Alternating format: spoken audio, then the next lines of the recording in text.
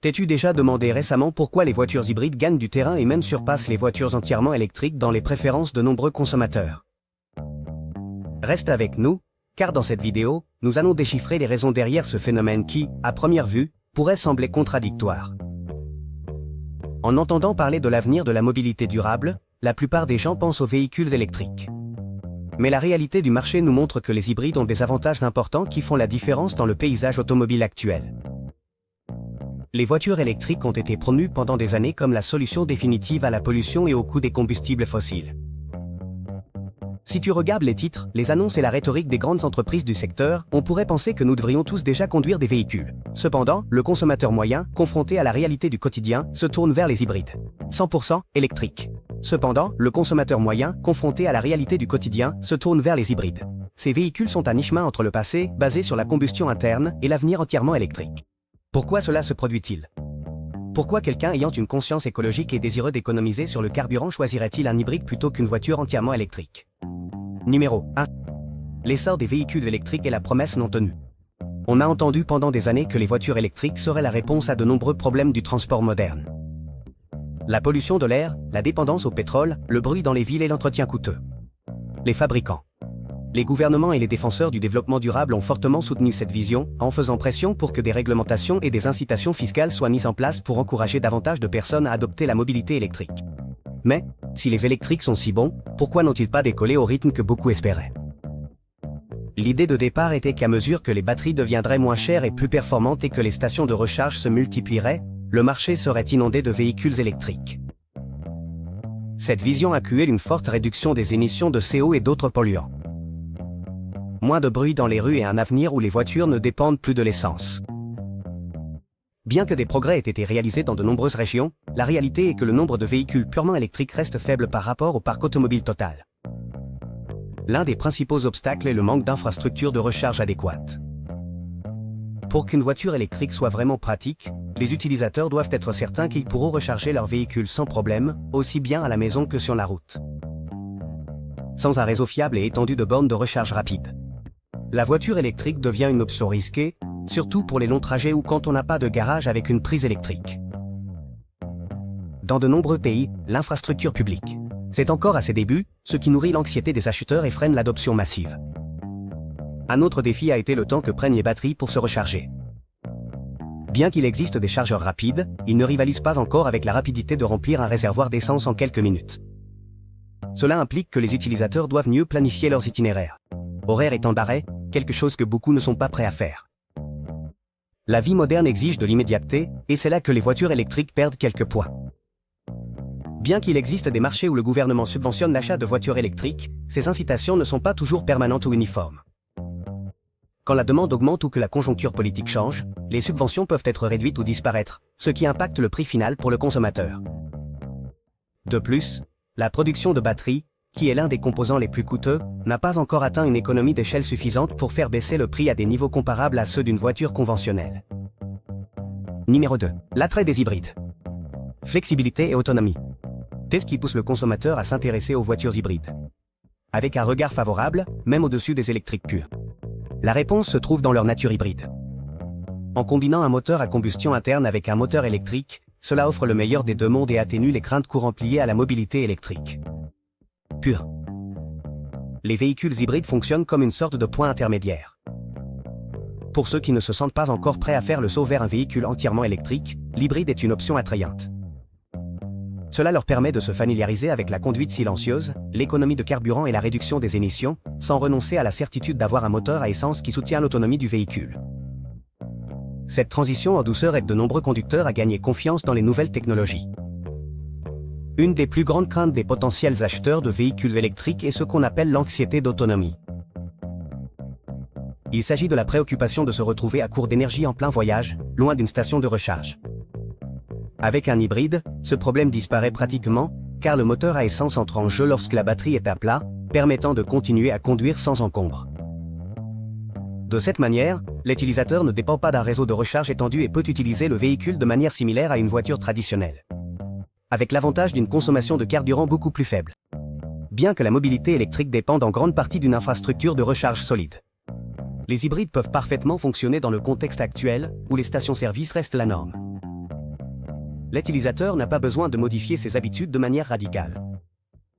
Quand la batterie est à plat, on passe à l'essence.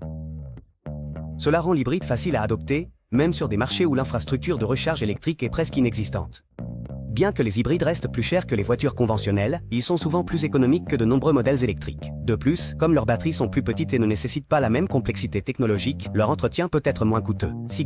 De plus, comme leurs batteries sont plus petites et ne nécessitent pas la même complexité technologique, leur entretien peut être moins coûteux. D'autre part, en réduisant la consommation de carburant, les coûts d'exploitation sont maintenus bas, ce qui se traduit par un rapport qualité-prix plus équilibré à court et moyen terme. Enfin, de nombreux consommateurs considèrent que les véhicules hybrides constituent une solution plus réaliste à leurs besoins. Le consommateur moyen, sans avoir à changer radicalement ses habitudes, perçoit l'hybride comme une technologie conviviale et transitoire. Cela, ajouté au fait que les hybrides sont sur le marché depuis des années et ont prouvé leur fiabilité, renforce la confiance de ceux qui envisagent une option plus durable, sans risques extrêmes. Numéro 3. L'infrastructure de recharge. Le grand goulot d'étranglement. L'infrastructure de recharge est le talon d'Achille de la mobilité électrique. Pour qu'une voiture électrique soit vraiment pratique, il ne suffit pas que ses spécifications techniques soient impressionnantes. Il est également essentiel de disposer d'un réseau de chargeurs large et fiable. C'est ici que les promesses et la réalité se séparent. Dans de nombreux pays, les bornes de recharge rapide et moyenne capacité sont encore rares. Cela signifie que même si vous possédez une voiture électrique avec une bonne autonomie, vous devez planifier soigneusement vos itinéraires et vos temps de charge, ce que tout le monde n'est pas prêt à faire. De plus, la puissance de recharge varie énormément. Et le temps nécessaire pour terminer une charge peut être plus long si vous ne trouvez que des chargeurs lents. La répartition inégale de l'infrastructure est un autre problème. Dans les grandes villes, où la population est plus dense, il y a généralement plus de bornes de recharge. Mais dans les zones rurales ou sur les longues autoroutes, la situation est beaucoup plus précaire. Cette disparité limite sérieusement la mobilité électrique à certains environnements, rendant difficile son expansion à l'échelle nationale ou régionale.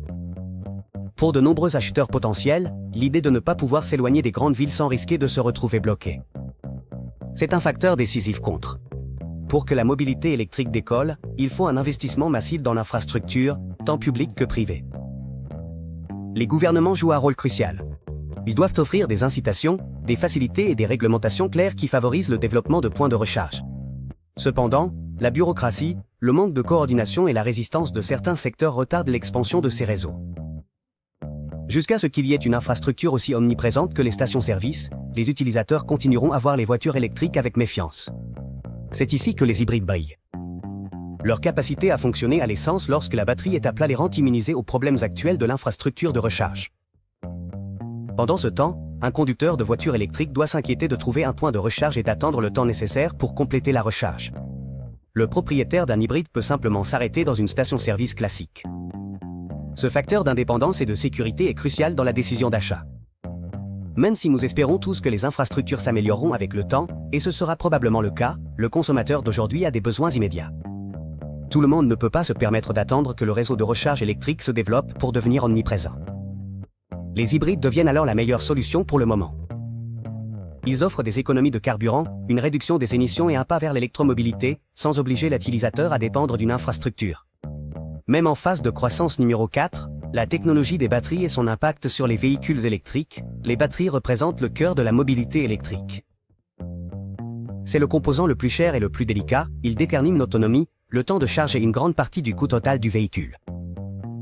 Bien que la technologie ait énormément progressé au cours de la dernière décennie, il reste encore des défis importants qui ont freiné l'adoption massive des véhicules 100% électriques.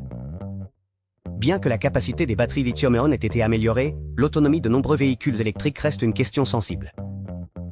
Pour égaler le confort d'une voiture à moteur à combustion, une voiture électrique a besoin de batteries grandes, coûteuses et lourdes. Cela augmente le coût initial du véhicule et alourdit sa production. Malgré les améliorations, tous les modèles n'offrent pas des autonomies équivalentes à celles d'une voiture à essence avec le réservoir plein, surtout dans des conditions de conduite réelles, comme le climat, l'utilisation de la climatisation, la vitesse, etc. Un autre problème est la dégradation avec le temps. Bien que les batteries aient amélioré leur durabilité, leur capacité à retenir la charge diminue après plusieurs années d'utilisation. Cela influence la valeur de revente et la perception du coût total de possession. Un acheteur prudent peut hésiter à investir dans un véhicule électrique s'il craint que sa batterie. Après un certain temps, elle perd en efficacité et nécessite un remplacement très coûteux. Les batteries des véhicules électriques dépendent de matériaux comme le lithium, le cobalt et le nickel, qui ne sont pas seulement coûteux, mais soulèvent également des préoccupations environnementales et sociales lors de leur extraction. La dépendance à ces matériaux crée une incertitude sur les coûts futurs et la capacité de production de batteries à grande échelle. De plus, l'empreinte environnementale de l'extraction et du traitement de ces matériaux. Cela soulève des doutes sur la véritable durabilité de l'électromobilité si elle est réalisée sans contrôle ni régulations adéquates. C'est ici que les hybrides prennent l'avantage. En combinant la propulsion électrique avec un moteur à combustion interne, leurs batteries peuvent être plus petites et moins complexes. Cela réduit à la fois le coût et le risque de dégradation accélérée. De plus, la moindre dépendance à une batterie de grande capacité élimine une partie des pressions sur la chaîne d'approvisionnement des matériaux critiques. En d'autres termes, les hybrides profitent de la technologie électrique sans avoir à supporter tous ces problèmes. On parle beaucoup des batteries à état solide, qui promettent une plus grande densité énergétique, des temps de charge plus rapides et une moindre dégradation, mais ce sont des technologies encore en développement. En attendant que ces promesses se réalisent, les voitures hybrides continuent d'offrir une alternative pratique et équilibrée. En profitant des avancées actuelles, sans être limitées par les lacunes technologiques encore présentes dans le domaine des véhicules électriques purs. Numéro 5. Coûts initiaux et barrières à l'entrée sur le marché. La question du coût est fondamentale lorsqu'il s'agit de choisir un nouveau véhicule. Bien qu'à long terme, une voiture électrique puisse s'avérer plus économique en termes d'entretien et de consommation d'énergie, le prix d'acquisition reste un gros obstacle pour de nombreux acheteurs. Les véhicules électriques sont généralement plus chers en raison du coût de leur batterie et de leur production relativement limitée par rapport à l'industrie automobile traditionnelle. Si l'on compare le prix initial d'un véhicule électrique avec celui d'un hybride ou même d'un véhicule à essence, il est souvent plus élevé. Cette différence de prix est suffisante pour qu'un acheteur opte pour un hybride, qui, même s'il n'est pas aussi économique qu'une voiture 100% conventionnelle, offre un équilibre plus acceptable entre le coût initial et les économies futures. L'industrie des véhicules électriques n'a pas encore atteint l'économie d'échelle dont bénéficient les fabricants de véhicules à combustion. De plus, l'offre de modèles électriques reste encore limitée, ce qui complique la concurrence sur les prix. À mesure que de plus en plus de fabricants se lancent dans la mobilité électrique, les prix devraient baisser. Mais en attendant, les consommateurs plus sensibles au prix trouveront dans les véhicules hybrides une option plus économique. Dans de nombreux pays, l'achat de véhicules électriques est stimulé par des incitations gouvernementales, des subventions directes, des exonérations fiscales, un stationnement gratuit ou l'accès à des voies réservées. Cependant, ces incitations changent souvent avec le temps et dépendent de la volonté politique et des budgets de l'État.